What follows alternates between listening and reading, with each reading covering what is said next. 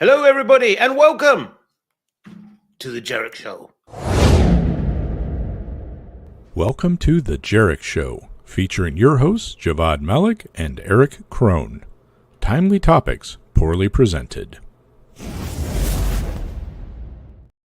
Yes, I realize we are 4 minutes late, so apologies for keeping all of you waiting. But, if you can bear with delays on airplanes and trains and buses, then surely you can deal with the delay from us. And speaking of delays, how you doing, Eric? I'm tired. I'm tired. You know that. That's why you made that comment. I got back on the road finally, did some traveling, just came back from Austin. And of course, the travel curse that I'm so well known for is still alive and well. Why does it say live 7 seconds? Did you do something silly? Where does it say live? No, it says 1 minute and 1 second. Oh, wow. Okay. We love this platform, folks. This is it is what it is, I suppose. But Yes. yeah, I got in like 1:30 this morning, and so I'm still coffeeing up for this. So I apologize. So you're a bit tired. Oh, no. Anyway, on to the stories. So, first off, Google to switch on end-to-end encryption for all Gmail users. And wow, I how told you. timely, cutting Yeah, edge is Google. this totally reminds me of all those like IE memes. You know? I think I posted one up the other day. It was Yes. like, Yeah. yeah. It's about time. Kind of I mean, interesting that. so I think one of the reasons they haven't done it for so long because they were milking it for the advertising, like reading and contextual advertising. I assume they've just found a way to make it work with so that it's encrypted, but they got a back, and they've probably provided a backdoor to the British government or whoever has asked them for a backdoor. Yeah. As long as you use the AI transcriptor, we're going to go ahead. Yeah, because that's something that I try to remind people of is Google and Gmail is an advertising company. They're not an email provider, they're an advertising company. Well, yeah. So they get paid for ads, which they use all of this kind of stuff to do. So I suppose anyway, it's a bit like how Red Bull is a marketing company, I suppose, because they're not really a drinks. I mean, you see everything they do is all about extreme sports. It's Red Bull Formula One, Red Bull like BM downhill racing, Red Bull like doing crazy stunts, and oh, by the way, we also sell a drink. yeah.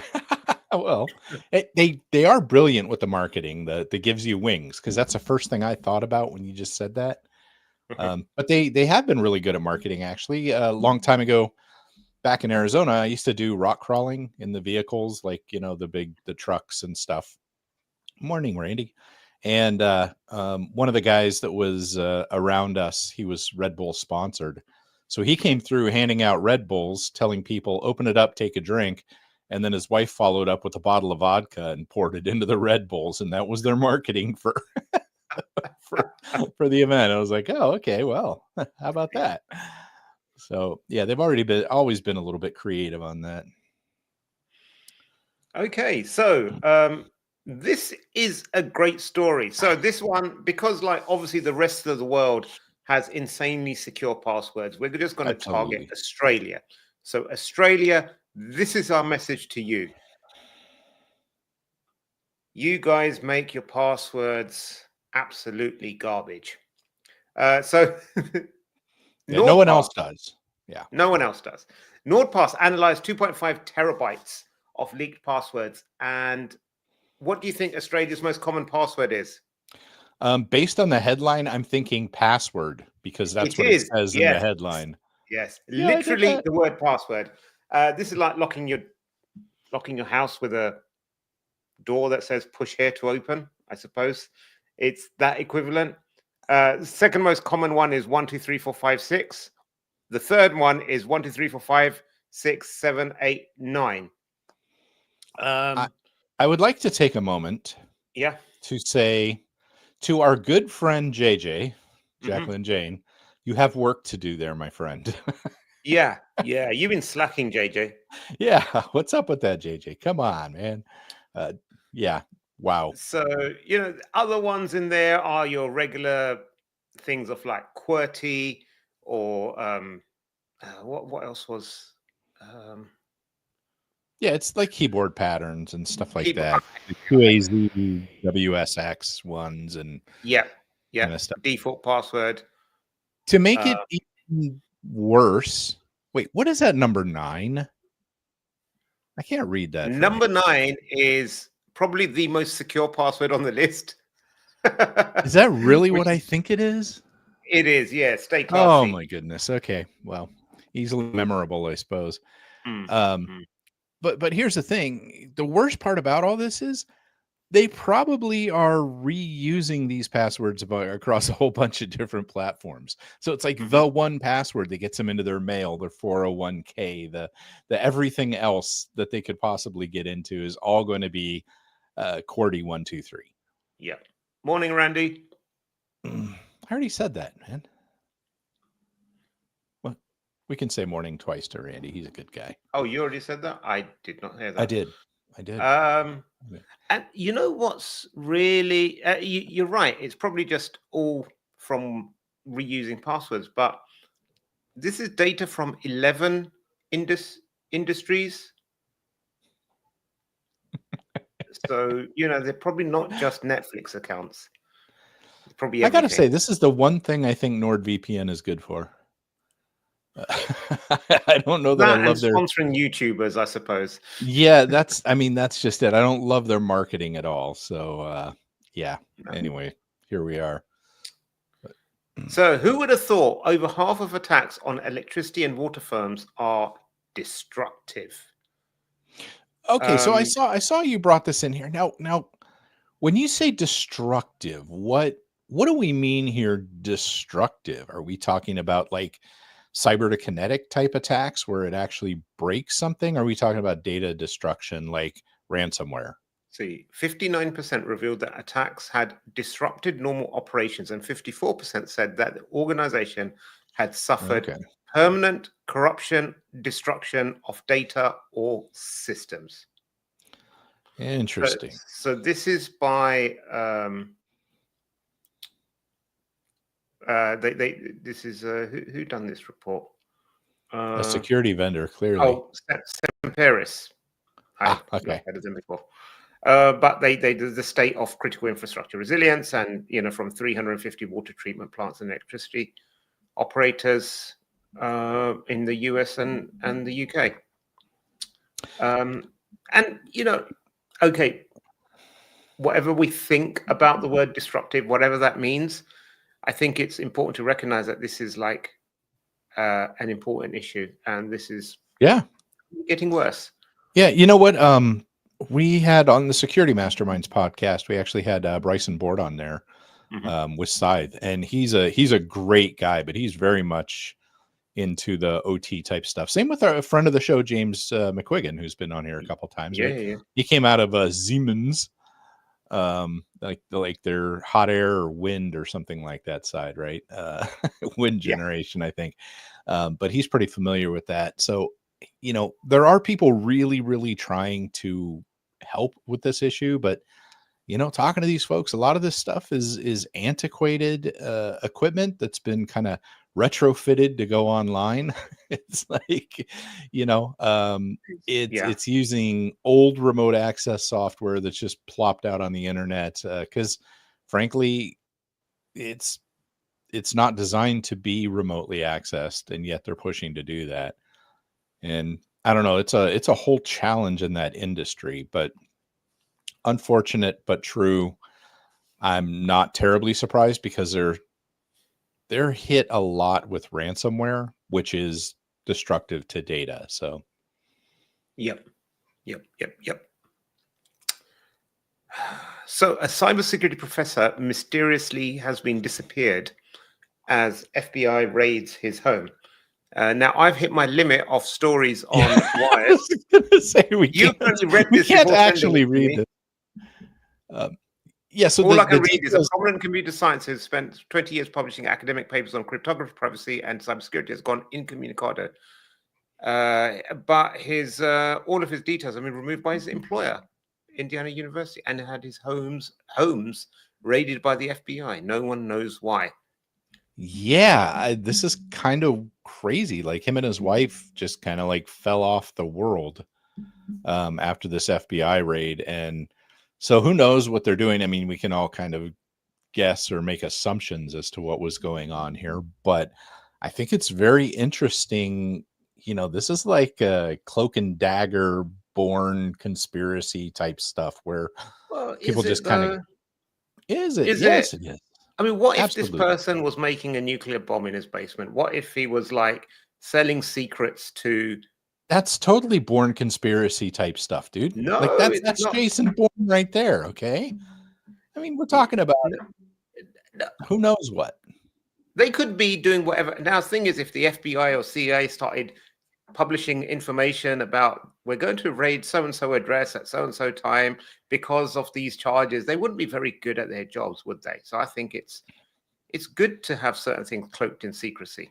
You know what though? If he was good, he would have missed them and left them a box of donuts, like our late good friend Kevin Mitnick did, which is still The one of good my old days, favorite yes. stories ever, where Kevin found out that they were going to raid the apartment, and he left him a box of donuts and said, I think he wrote on it, "Better luck next time." that was one of the favorite stories he'd tell. I love that one. But anyway, it's an interesting thing for y'all to look at since Javad doesn't have any more Wired stories available this month. So cybersecurity vendor ReSecurity exploits a vulnerability in the BlackLock website to snoop on and hijack the gang's infrastructure. So they Yes. infiltrated the ransomware gang and then uncovered its intended victims and alerted them and the authorities. This is pure on cyber vigilante action. Do you agree with it? You know what? For this, I absolutely do, because these guys run such a low risk of being busted anyways. I don't think this kind of vigilantism is a problem. I do have a problem with the stuff where it's like exploitation of youth, and somebody shows up in a store and confronts these people, you know, and they're like, "Hey, we busted you trying to groom," and all this. And I say that because that can ruin law enforcement cases against these folks. They can go back, delete all their stuff, et cetera, et cetera. I don't love that kind of cyber vigilantism. But when it comes to going back against one of these ransomware gangs that is not likely to ever be prosecuted, ever be busted, and is just making money hand over fist, I'm all for it, man. Such an American gung-ho approach to life. Yet when the FBI or whoever, the NSA, they want to patch vulnerable systems of organizations, you're like, oh no, no one should touch anyone's system. No one does any permission to do it without consent. And that, I think, while I agree the outcome is a good one, I don't think that this is a good method to go about it. I don't condone vigilantism generally. I I mean, don't think in the cyber world it should be any different. And I think that the problem with this is that whilst all well that ends well here, what happens when others try to go after who they suspect is a ransomware group and they end up doing a, what do you call it, a black on black or something like that? It could be a honeypot set by one of the yeah. good guys. And But now you just ruined. I don't get the idea that that's kind of what's going on here with how they figured out who these folks are. Now, have you seen the show, the Beekeeper, the movie? No. Jason Statham. Okay. It's terrible. It's horrible, but it's almost entertaining. And essentially he goes vigilante in a physical way, kinetic way, against these scammers that are draining bank accounts and stuff like that. And it's all kind of John Wick style against scammers, which is interesting. But it's a terrible movie as far as I'm concerned.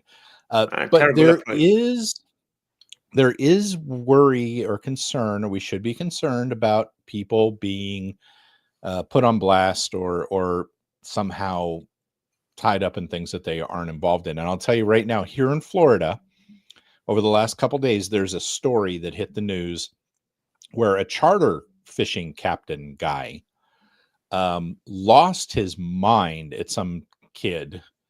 They were out in the boat, like two separate boats, and this kid's fishing. Pulls up next to him. He's screaming at him about this, that, and the other thing. Ends up jumping onto the kid's boat, and the kid's like slamming the throttle, and they're going around, and he's threatening this kid and all this kind of crap. And his name is Captain Brock something. And I mean, he has just been lit up by social media, and the video's been posted. But here's the problem: he's Captain Brock Hornady or something like that. There's another Captain Brock who is not him, who has been taking heat over this. And he's like, look, my name's Captain Brock W something.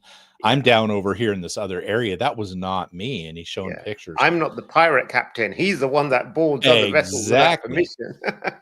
Exactly. And it's kind of ironic because they are talking about piracy charges, perhaps. But it's that poor guy got hung up in this.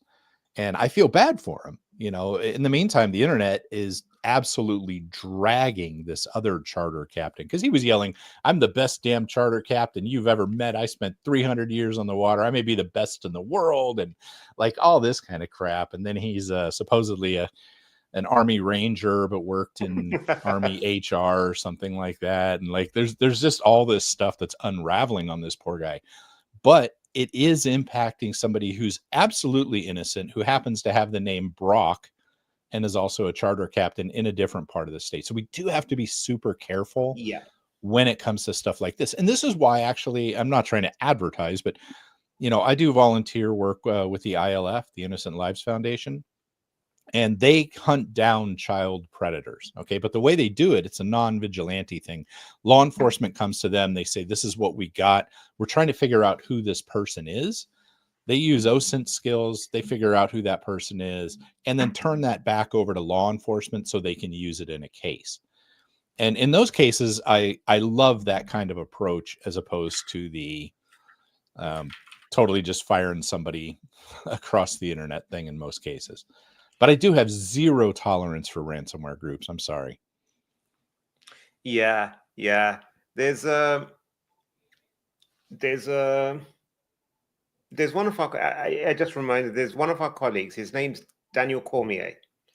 He works with us. You might not know, but there's also a UFC fighter. Well, he's retired now, called Daniel Cormier, and he goes every now and then online. He ends up getting tagged on stuff where people think it's him, and so our Dan, our colleague, is a middle-aged, skinny white guy. The heavyweight champ, ex-heavyweight fighter Dan Cormier is a big black guy, a heavyweight fighter. Yeah, there's no way you can ever confuse him. But and then he was saying that there's another guy called John Jones, who's a video games art producer. But there's also a UFC fighter called John Jones. So, so he goes, there's a whole group of them online who've made this little group. They just share stories with each other, who all share names with UFC fighters, who end up getting tagged in stuff all the time. Oh, God. But they're nothing to do with it. And I thought that was just a great way of diffusing the situation. So are these...